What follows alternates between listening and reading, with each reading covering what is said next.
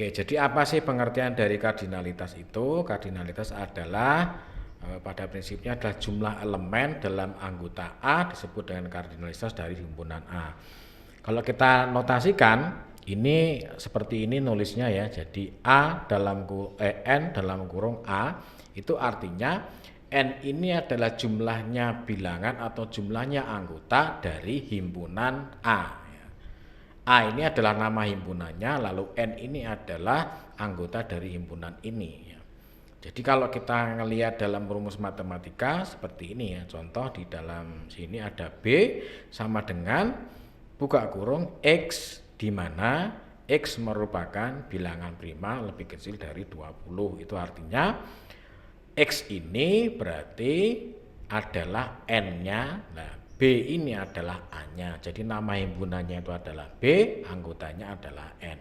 Lalu siapa anggota di dalam bilangan atau himpunan B ini? Ya ini merupakan bilangan prima lebih kecil dari 20. Teman-teman kalau kita dulu mungkin SD kali ya, belajar tentang kardinalitas himpunan atau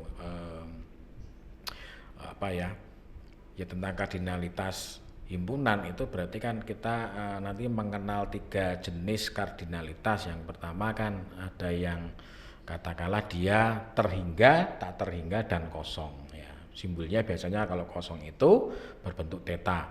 Lalu kalau yang contoh himpunan yang kosong itu yang bagaimana ya? Contohnya mungkin di sini aja lah, B sama dengan X lah, di mana X merupakan bilangan ganjil yang habis dibagi 2, kan impossible, artinya kan tidak mungkin bilangan ganjil tidak mungkin akan dibagi 2 menjadi 0, berarti dia itu disebut dengan himpunan kosong ya, gitu teman-teman ya.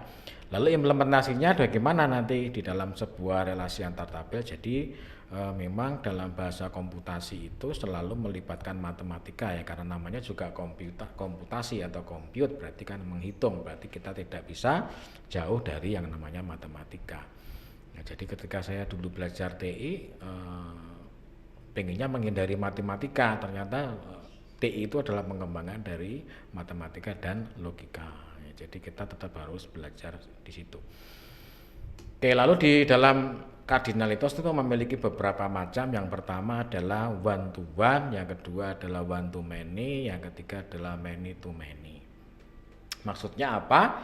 Maksudnya yang pertama adalah ketika kita menggunakan yang namanya kardinalitas one to one, itu berarti satu himpunan A itu memiliki satu hubungan di dalam himpunan B ya. Kalau yang kedua satu ke banyak atau one to many, itu berarti satu hubungan di dalam himpunan A akan berhubungan di himpunan B lebih banyak. Contohnya apa? Nah, contohnya kalau one to one itu mungkin contohnya gini, mahasiswa memiliki tempat lahir. Nah, contohnya tempat lahir berarti dia nggak mungkin lahirnya itu 2, berarti cuma 1. Berarti dia satu himpunan mahasiswa dihubungkan dengan satu himpunan tempat lahir, itu akan menjadi one to one. Atau biodata mungkin ya, data mahasiswa dengan data biodata ya, maka dia hanya memiliki satu hubungan. Kalau yang satu ke banyak yang bagaimana? Ya contohnya mahasiswa mengambil mata kuliah dalam KRS. Jadi saya semester ini mahasiswa mungkin si Pak Ijo ngambil mata kuliah matematika, kalkulus, tanda pemrograman, itu berarti dia hubungannya one to many. Lalu banyak tuh banyak bagaimana? Banyak tuh banyak itu berarti dua himpunan ini memiliki hubungan yang sama-sama banyak. Contohnya apa? Contohnya di tabel KRS ya. KRS itu biasanya kan terdiri dari dosen, terdiri dari mahasiswa. Jadi ada satu KRS itu diampu oleh beberapa dosen, lalu mata kuliah itu juga diambil oleh beberapa mahasiswa, sehingga itu disebut dengan many to many. Nah, kalau kita lihat dari diagramnya seperti ini. Jadi di sini ada sebuah himpunan A, di sini ada himpunan B, maka entitas 1 akan berelasi dengan entitas yang sebelahnya tapi yang memiliki nilai sama. Lalu entitas 2 itu nanti juga sama, 2 katakanlah berentitas dengan yang 2. Yang 3 ini tidak memiliki entitas, maka yang akan ditampilkan atau yang akan berelasi itu adalah nilai-nilai yang memiliki entitas sama. Contohnya nanti berarti seperti tadi, kalau one to one ada mahasiswa dengan biodata dan lain-lain ya. Jadi kalau di dalam relasi one to one ini disebut dengan relasi irisan. Jadi dari himpunan A dan B akan terjadi irisan di tengah-tengah, siapa sih yang berhubungan, yang memiliki nilai sama. Nah, nanti dalam prakteknya bagaimana menghubungkan itu, kita akan mengenal yang namanya nanti di penggunaan kunci atau key ya di dalam pembuatan sebuah tabel. Satu tuh ke banyak, nah seperti ini contohnya. Tadi satu mahasiswa di himpunan A, katakanlah mahasiswa dia mengambil mata kuliah. Satu mahasiswa bisa mengambil mata kuliah aljabar, ada matematik dan lain-lain. Dan di sini nanti juga bisa dua mahasiswa juga mengambil mata kuliah yang sama. Bisa juga mengambil entitas 1, entitas 3 dan sebagainya. Ya, jadi di sini hubungannya adalah satu ke banyak. Dan yang terakhir adalah banyak untuk banyak, itu berarti seperti tadi di tabel KRS dengan dosen ya mungkin ya. Satu KRS itu bisa diampu oleh beberapa dosen, atau satu KRS itu bisa diambil oleh beberapa mahasiswa sehingga dia hubungannya banyak ke banyak. Biasanya kalau many to many itu biasanya untuk tabel transaksi ya, biasanya tabel transaksi. Kalau katakanlah one to many itu biasanya di master detail. Kalau kita nanti sudah menggunakan aplikasi yang membuat developing, itu rata-rata kalau many to many itu untuk menyimpan data-data yang bersifat transaksi. Nah, nanti kalau yang one to one itu biasanya untuk menyimpan data-data master. Nah, seperti itu. Oke, teman-teman gitu ya. Selanjutnya nanti di sini cara penggunaannya bagaimana. Ini adalah salah contoh satu ERD kardinalitas toko swalayan. Di dalam tabel ini atau skema ini digambarkan bahwa ada sebuah himpunan disebut dengan member, ya, member ini disebut dengan entitas. Ya. Di sini ada karyawan, di sini ada barang, ada supplier. Nah, di sini nanti caranya menggambar adalah entitas itu memiliki atribut apa. Atribut itu seperti jati diri, contohnya ada code ID member, ada namanya siapa, nomor teleponnya berapa, alamatnya di mana, itu adalah anggota atau atribut dari member ini. Lalu ada karyawan, karyawan itu isinya apa, ada nama, ada usia, ada ID karyawan, ada jenis kelamin dan lain-lain. Lalu di sini nanti ada barang, dia ada nama barangnya apa, jenis barangnya apa, nama barangnya apa, jumlah barangnya ada berapa, dan beratnya ada di mana. Dan ini semuanya nanti sesuai dengan kebutuhan kita di dalam aplikasi yang akan kita bangun. Jadi tidak selalu sama, yang penting nanti di dalam menyusun sebuah tabel itu memenuhi kaidah-kaidah atau aturan-aturan tertentu yang disebut dengan nanti ada yang namanya normalisasi gitu ya. Jadi tidak asal membuat tabel-tabel seperti ini. Yang terakhir adalah di supplier, itu ada nama supplier, ada ID supplier, ada alamat dan sebagainya. Lalu hubungannya bagaimana? Hubungannya ini ada kardinalitas di sini nih. Berarti di sini ada hubungan member membeli barang atau barang dibeli oleh member, itu berarti satu barang bisa dibeli oleh banyak member. Lalu member yang banyak itu bisa juga mengambil barang yang sama, sehingga hubungannya di sini disebut dengan many to many. Jadi cara notasi menuliskannya nanti adalah M to M ya. Nanti kalau pamannya yang 1 to M berarti di sini 1, sini M ya. Atau one to many. Kalau many to many itu M to M. Kalau nanti sini many to one berarti dia sini M, sini 1. Kalau 1-1 berarti one to one berarti 1 ke 1. Oke, apa sih tentang pengertian dari ERD dan kardinalitas? Jadi ERD dan kardinalitas ini memiliki hubungan yang sangat erat. Kenapa? Karena setiap entity itu dihubungkan dengan yang disebut dengan kardinalitas seperti contoh dalam gambar tadi ya.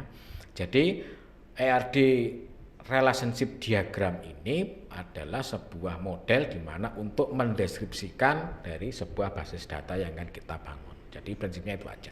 Jadi di situ nanti kalau di dalam ERD itu berbasisnya adalah entity. Entity itu artinya entitas atau objek. Contohnya namanya di dalam sistem informasi akademik, berarti entity itu bisa berbentuk mahasiswa, bisa berbentuk dosen, bisa berbentuk mata kuliah, bisa berbentuk nanti jadwal dan lain itu disebut dengan entitas. Jadi kalau di dalam ERD itu kita harus mengetahui entitas-entitas yang terlibat. Nah, kalau kita tidak mengetahui entitasnya bagaimana? Ya kita nanti akan menggunakan teknik yang kedua, yaitu menggunakan normalisasi. Gitu ya teman-teman ya. Oke, jadi notasinya apa saja? Tadi kita sudah melihat di dalam slide yang pertama, di situ ada entity. Entity itu disebut dengan dinotasikan dengan gambar kotak seperti ini ya. Lalu relationship itu disimbolkan dengan gambar ketupat seperti ini. Kalau atribut disimbolkan dengan namanya apa ini ya? Loncong ya. Loncong. Ya seperti itulah. Terus nanti untuk atribut komposit bentuknya seperti ini. Jadi ini adalah notasi-notasi yang digunakan di dalam ER model. Bedakan dengan notasi-notasi yang ada di flowchart program ya, atau flowchart system ya. Jadi teman-teman juga harus tahu flowchart system itu kalau nanti teman-teman judulnya flowchart system tapi gambarnya ER model ya akan disalahkan. Begitu juga kalau Anda menggambarkan tentang flowchart program, notasinya pakai punyanya ER model ya nanti juga disalahkan. Jadi teman-teman harus melihat dari apa yang digambarkan dan apa judulnya ya. Notasinya kan berbeda. Kalau di dalam flowchart program belah ketupat seperti ini atau ketupat ini menandakan decision atau dia percabangan. Biasanya terjadi ya dan tidak.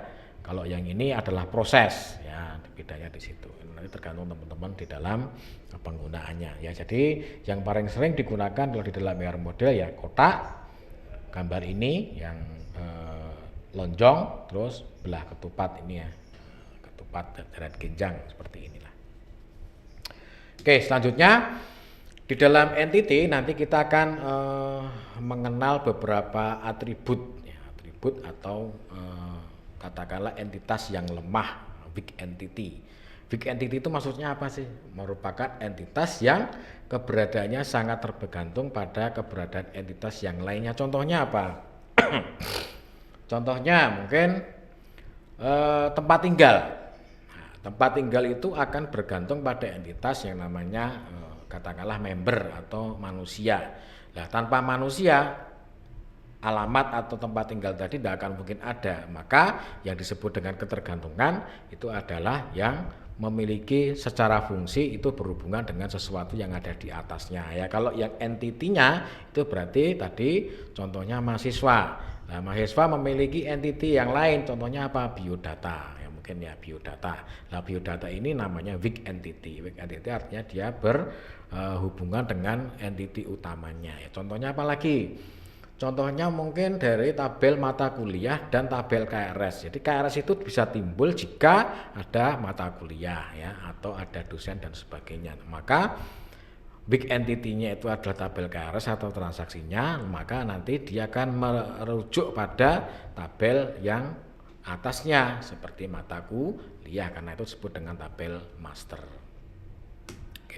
Lalu di dalam ER model ini nanti kita mengenal beberapa atribut. Yang pertama adalah simple atribut, composite atribut, derived atribut, dan key atribut. Ya, ini nanti teman-teman bisa membacanya dari sini. Simple atribut atau atribut biasa merupakan atribut yang memiliki nilai pasti dan tidak ganda. Contohnya apa? Contohnya seperti name. Kenapa muncul name? Nah, name itu adalah sebuah atribut tambahan di mana itu bisa mewakili sebuah entitas. Ya, karena apa? Nah, mahasiswa mamane kita buatkan sebuah key atau kata kunci menggunakan nama. Bisa apa tidak? Tidak bisa. Karena apa? Nama bisa sama. Contohnya saya Pepep mungkin satu, atau ada yang satunya mungkin Agus, ada Agus X, yang satunya Agus U, sama-sama Agus, nah, otomatis dia tidak bisa mewakili sebuah entity itu. Maka muncullah dia entitas baru yang bisa mewakili dari entitas itu ya. Contohnya kalau KTP penduduk berarti ada NIK. Jadi kenapa itu ada NIK ya, karena memang penduduk tidak bisa diwakili dengan nama, tidak bisa diwakili dengan tempat lahir, tidak bisa diwakili dengan tempat tinggal dan lain-lain. Maka dia yang bisa mewakili apa? Yang bisa mewakili adalah kode tertentu yang digunakan untuk mewakili atribut itu ya. Contohnya adalah NIK ya. Kalau di dalam mahasiswa ya namanya NIM atau nomor induk siswa dan sebagainya gitu ya teman-teman ya. Yang kedua adalah komposit atribut atau atribut gabungan, merupakan atribut yang memiliki nilai gabungan dari beberapa atribut lainnya. Misalnya, nama bisa terdiri dari nama depan, nama tengah, dan nama belakang, atau alamat yang bisa terdiri dari jalan, nomor kecamatan, kota, dan sebagainya. Multi-valued atribut atau atribut bernilai ganda merupakan atribut yang memiliki nilai bisa lebih dari satu. Misalnya nomor handphone yang dimiliki oleh entitas siswa, bisa saja satu siswa memiliki lebih dari satu handphone. Jadi gini, di dalam sebuah pembuatan atribut ini nanti contohnya seperti ini. Kalau kita dalam dunia pendidikan, ada yang namanya semester dan ada yang namanya NIM. Contoh namanya ada mata kuliah seperti kita hari ini, ada mata kuliah basis data. Yang ngambil siapa? Basis data itu contohnya kodenya adalah A. Kalau kita untuk membedakan antara mahasiswa yang satu dengan yang lain, berarti dia di situ ada NIM. Artinya ada penggabungan antara nama kelasnya dengan NIM-nya, sehingga akan menimbulkan, jika digabungkan akan menimbulkan sebuah kunci baru. Nah, kunci baru itu disebut dengan komposit atribut. Bedanya apa dengan yang di atas tadi? Ya, kalau yang di atas itu dia cuma single atau satu atribut yang bisa mewakili satu entitas. Ya, biasanya kalau komposit atribut itu biasanya untuk tabel-tabel yang bersifat transaksi. Contohnya tadi ada KRS, nanti di situ ada namanya kode kelas. Kode kelas itu bisa dibentuk dari siapa? Bisa dari semesternya, bisa dari kode mata kuliahnya, bisa disebut dengan kelasnya. Jadi teman-teman kalau melakukan presensi itu nggak mungkin bisa masuk ke kelas lain, karena apa? Di situ sudah ada, walaupun dosennya mata kuliahnya sama ya, mungkin sama-sama basis data, yang satu kelas A yang ngajar Pak Pepep, yang satu kelas B yang ngajar Bu Asih, mungkin begitu. Tidak akan mungkin bisa nyambung, karena apa? Ya karena sudah ada namanya komposit atribut itu yang membedakan antara satu baris dengan baris yang lainnya. Jadi sudah menjadi satu karena kuncinya merupakan gabungan dari tahun semesternya, tahun semester berapa, terus ada kode mata kuliah berapa, ada kelasnya siapa, ada nama dosennya siapa, sehingga di situ ada bisa terjadi ada 2 sampai dengan 3 penggabungan, tidak ada masalah. Jadi intinya komposit atribut itu untuk bisa membedakan dari kolom itu atau baris itu gitu ya. Jadi bisa terdiri dari 1, bisa terdiri dari 2, bisa terdiri dari 3. Jadi pikir biasanya kalau 1 dia akan disebut dengan simple atribut. Yang ketiga adalah derived atribut, merupakan atribut yang nilainya dapat diperoleh dari nilai atribut lain. Misalnya umur bisa menjadi atribut untuk seorang manusia, tetapi umur tersebut hanya dapat diperoleh jika terdapat atribut tanggal lahir. Jadi ini derived itu adalah turunan. Ya, turunan dari sebuah kunci baru. Jadi gini teman-teman, ketika kita membuat sebuah perancangan database itu tidak semuanya harus kita definisikan menjadi sebuah atribut ya.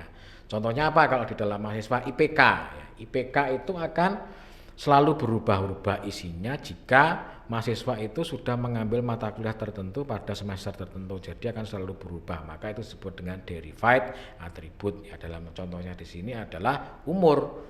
Ya, jadi umur itu bisa muncul kalau dia ada tanggal lahir. Nah, sama juga dengan IPK, dia bisa muncul kalau sudah ada SKS yang ditempuh sama jumlah harkatnya berapa. Nah, di situ akan muncul yang namanya derived atribut. Yang terakhir adalah key atribut. Ya, key atribut merupakan atribut yang memiliki nilai unik, di mana nilai tersebut tidak berubah-ubah seperti NIS, ID pegawai dan sejenisnya. Jadi di sini tadi antara key atribut dengan simple atribut definisinya hampir sama. Cuman kalau yang di key atribut ini dia harus memiliki nilai unik dan dapat mewakili sebuah entitas tertentu. Di sini disebutkan ada NIS, ada pegawai dan sebagainya. Biasanya nanti di sini akan menjadi yang namanya kunci primer ya. Kunci primer ini nanti yang akan menghubungkan di dalam kardinalitas tadi. Jadi pamannya tadi nanti ada key atribut NIM atau NIM, maka ketika dia akan berjoin atau berhubungan dengan tabel KRS, maka yang diambil dia hanya NIM-nya saja, enggak semua atribut harus ditampilkan atau dimasukkan ke dalam tabel KRS, karena tabel KRS itu hanya butuh NIM saja sama mata kuliah atau kode mata kuliah. Mata kuliahnya dari mana ngambilnya? Dari kunci sebelahnya, dari tabel mata kuliah. Gitu ya teman-teman ya. Oke, maka Ketika kita sudah bicara masalah key atau kunci, maka kita akan masuk ke yang namanya relasi atau relationship ya. Relasi merupakan hubungan yang terjadi antara satu atau lebih entitas. Relasi digambarkan dengan notasi belah ketupat, ada jenis relasi rekursif di mana relasi ini menghubungkan satu entitas ke entitas itu sendiri.